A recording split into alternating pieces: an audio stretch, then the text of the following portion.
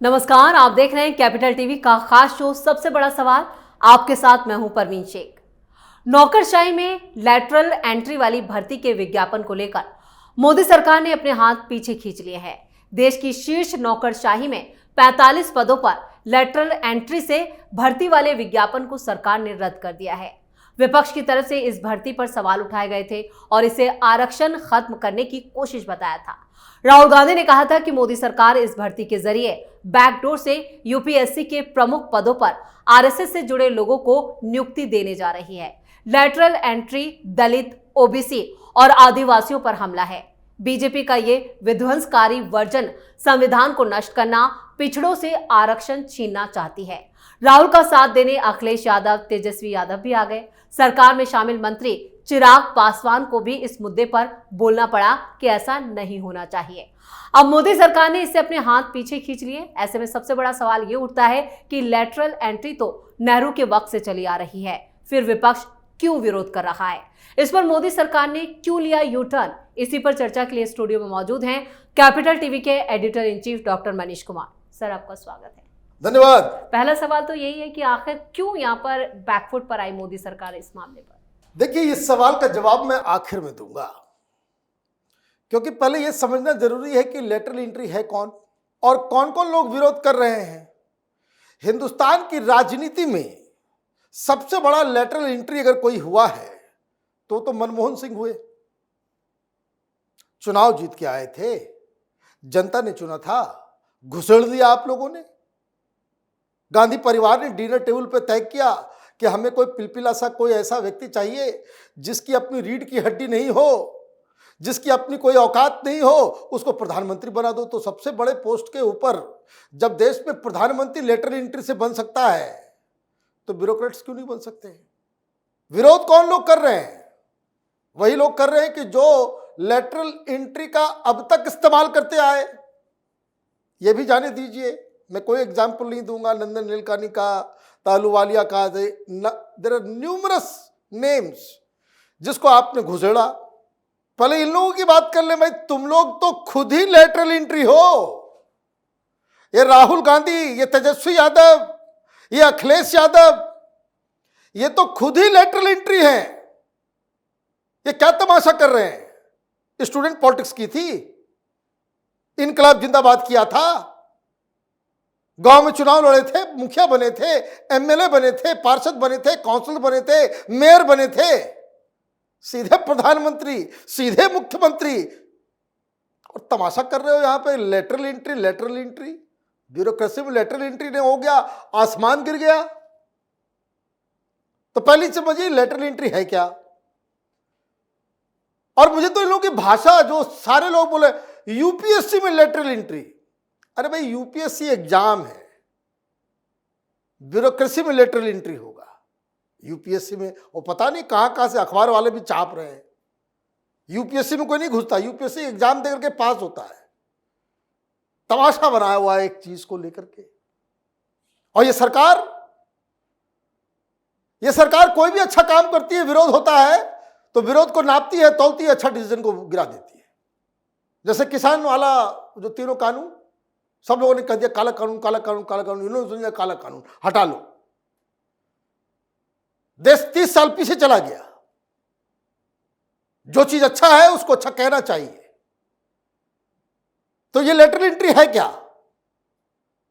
भाई हिंदुस्तान में ब्यूरोक्रेसी है, उसमें अभी 1500 आईएएस ऑफिसर और 600 के आसपास आईपीएस ऑफिसर्स की कमी है, या 600 आईएएस ऑफिसर की और 1500 आईपीएस ऑफिसर्स की। मैं आंकड़े में थोड़ा गड़बड़ हो रहा हूं, मैंने कहीं पढ़ा था इसको। मतलब अब होता क्या है, आप कैसे बनते हैं joint secretary, additional secretary, UPSC exam पास किया, धीरे धीरे धीरे धीरे धीरे प्रमोशन के जरिए आप बनते हो। लेटरल एंट्री किससे जरूरत पड़ती है? क्योंकि एक डिबेट चलता है कि जिन लोगों के कंधों पे अहम जिम्मेदारी दी जाती है, कि जैसे साइंस और टेक्नोलॉजी डिपार्टमेंट का कोई ज्वाइंट सेक्रेटरी है, क्या ये अच्छा लगेगा वो हिंदी लिटरेचर से पढ़ के आया हो, उर्दू से उसने यूपीएससी एग्जाम पास किया हो और उसको साइंस एंड टेक्नोलॉजी का जॉइंट सेक्रेटरी बना दे, उस ढर्रे में तो आकर के वो बनेगा, काम क्या करेगा? खाक। वो तो वहां पैसे गिनेगा। उसको क्या ट्रेनिंग मिल जाती है, एक्सपीरियंस मिल जाता है, सरकारी कामकाज कैसे किया जाता है। So you lack innovation. आप उस काम के लिए एक्सपर्ट नहीं हो।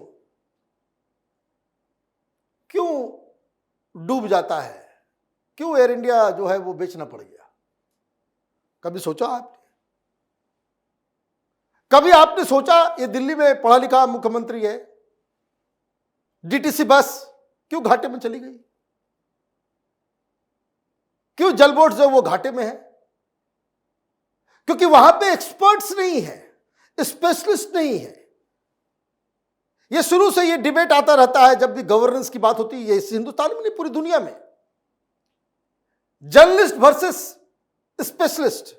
जर्नलिस्ट का मतलब ये पत्रकार वाला जर्नलिस्ट नहीं, ये जीएन वाला, जनरल, सामान्य। तो जो लोग सामान्य ज्ञान प्राप्त करके यूपीएससी पास करते हैं, उसमें हिस्ट्री वाले होंगे तो उसमें कोई आदमी पास कर रहा है तो उसका हिस्ट्री भी होगा, इकोनॉमिक्स भी होगा।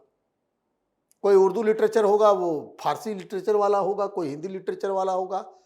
अरे बाबा, उसको क्या स्पेशलिटी है उसको किसी चीज के बारे में?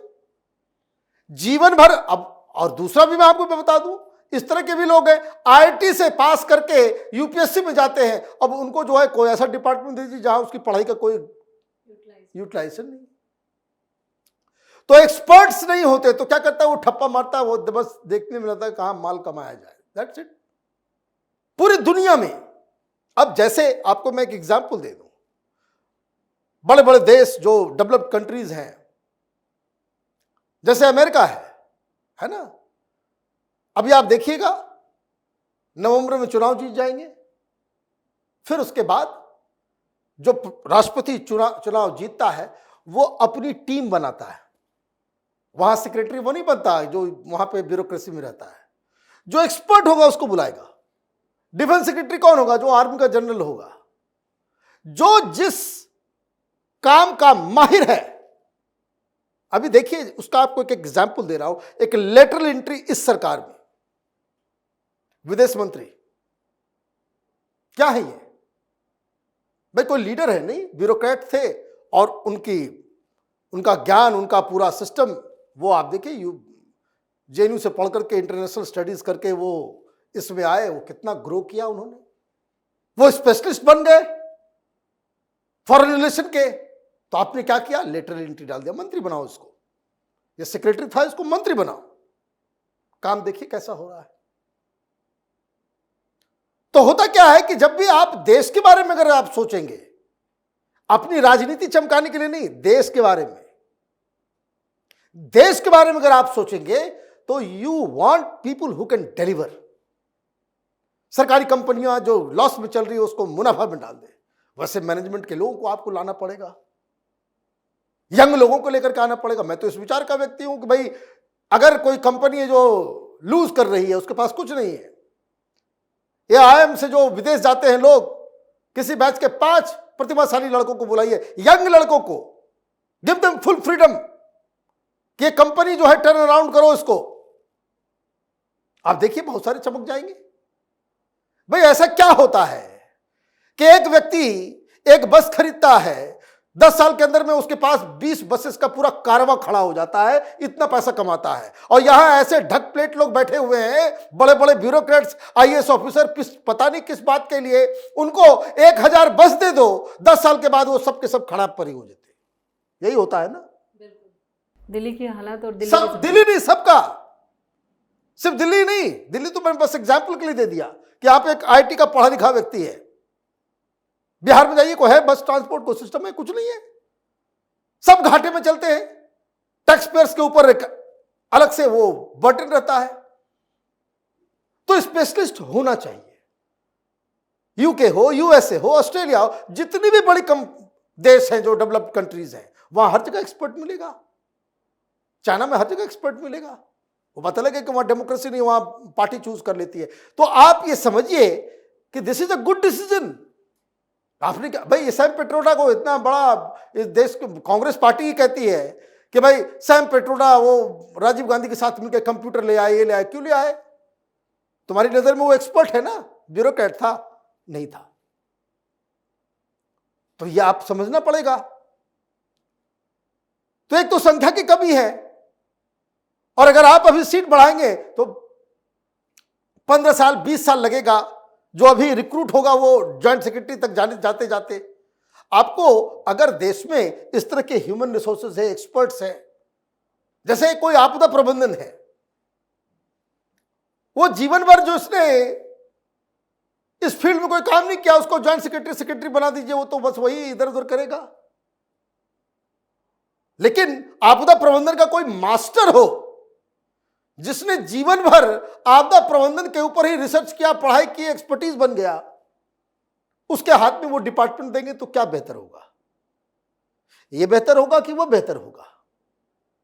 तो तमाम जितने भी रिपोर्ट जो ब्यूरोक्रेसी को रिफॉर्म करने की जो बातें आई, सब लोगों ने कहा कि we lack talent, we lack experts, we lack specialist.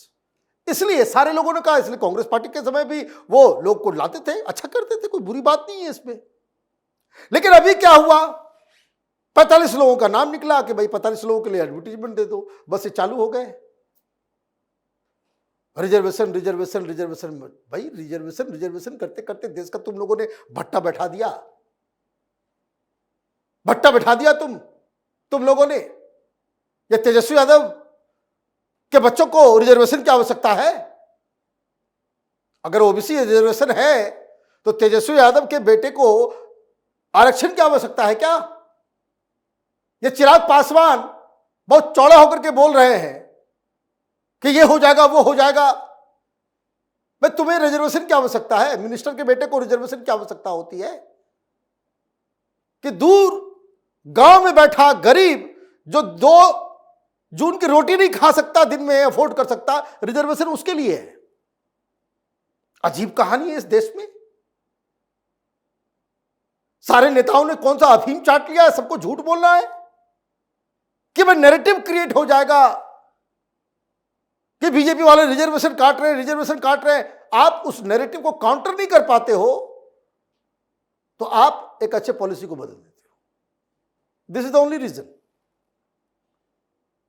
कि विपक्ष ये प्रपंच करेगा, ये प्रोपेगेंडा करेगा, ये यूट्यूब के ऊपर रोज वीडियो बनाना चालू कर दिया गया, रिजर्वेशन खा रहे हैं, ये कर रहे हैं, वो कर रहे हैं, ऐसे कर रहे हैं, वैसे कर रहे हैं। बस डर के मारे जो है आपने एक अच्छे पॉलिसी को वापस ले लिया, यही हुआ है। तो ये जो देश की भलाई, ये जितने लोग जो बैठे हुए हैं ना, ये ना अखिलेश ना कांग्रेस, और जब आप फैसला वापस लेते हैं तो ना बीजेपी, सबको अपनी अपनी राजनीति जो है वो प्यारी है। देश किसी को प्यारा नहीं है। ये तिरंगा झंडा फहरा देने से और मीम्स बना देने से कि हम इंडियन, हम आ गए, हम हीरो, ये वो करने से देश आगे नहीं बढ़ेगा। देश को आगे लेकर के जाना है तो थॉट प्रोसेस क्लियर होना चाहिए, और कभी कभी जीवन में हम कोई सही डिसीजन लेते हैं, उसके लिए नुकसान भरने के लिए भी तैयारी रखनी चाहिए। आम जीवन में भी हम लोग लेते हैं, कोई बहुत कड़े फैसले लेते हैं जिसको जानते हैं कि ये सही है, और उसके लिए कुछ समय के लिए हमें नुकसान होता है, परिवार को नुकसान होता है, पर्सनल लॉस भी होता है। तो सही आदमी तो वही है कि जो उस लॉस को कैलकुलेट करके इस तरह के फैसले लेता है, वही आगे बढ़ता है। तो ये जो फैसला वापस लिया गया है, दिस इज एब्सोल्युटली एक ऐसा मैसेज गया है कि ये सरकार अब अच्छे फैसले लेने में झिझकती है, जहां इनको लगता है कि उस फैसले के खिलाफ पॉलिटिकल जो है प्रपंच चलेगा हमारे खिलाफ। भाई प्रपंच चलेगा तो प्रपंच को किल करो ना। भाई प्रोपेगेंडा हो रहा है, उस प्रोपेगेंडा को किल करने के लिए आपको उपाय करना चाहिए। आप जो है वो सब हनुमान जी बन गए, सब बोला गया लाने के लिए संजीवनी बूटी, आपको समझ में नहीं आया, आप पहाड़ उठा के ले आए। तो वही करना है तो ये करे। देश को जो है लगता है ये सिस्टम है जो है वो सुधरने वाला नहीं है। चलिए, उस तमाम जानकारी के लिए और सटीक विश्लेषण के लिए आपका बहुत बहुत धन्यवाद। धन्यवाद। वैसे इस मुद्दे पर विपक्ष अपनी पीठ जरूर थपथपा रहा है क्योंकि वो इसे बड़ी जीत के रूप में देख रहा है, लेकिन मोदी सरकार अपनी गलतियों को सुधार कर फिर से बाउंस बैक करने में भी माहिर है। ऐसे में साफ है कि इसमें बदलाव के साथ मोदी सरकार फिर से विपक्ष को धो डालेगी। सबसे बड़े सवाल में इतना ही। वीडियो की खबर कैसी लगी कमेंट करके अपनी राय जरूर दें। वीडियो को लाइक करें, शेयर करें और कैपिटल टीवी को सब्सक्राइब जरूर करें। नमस्कार।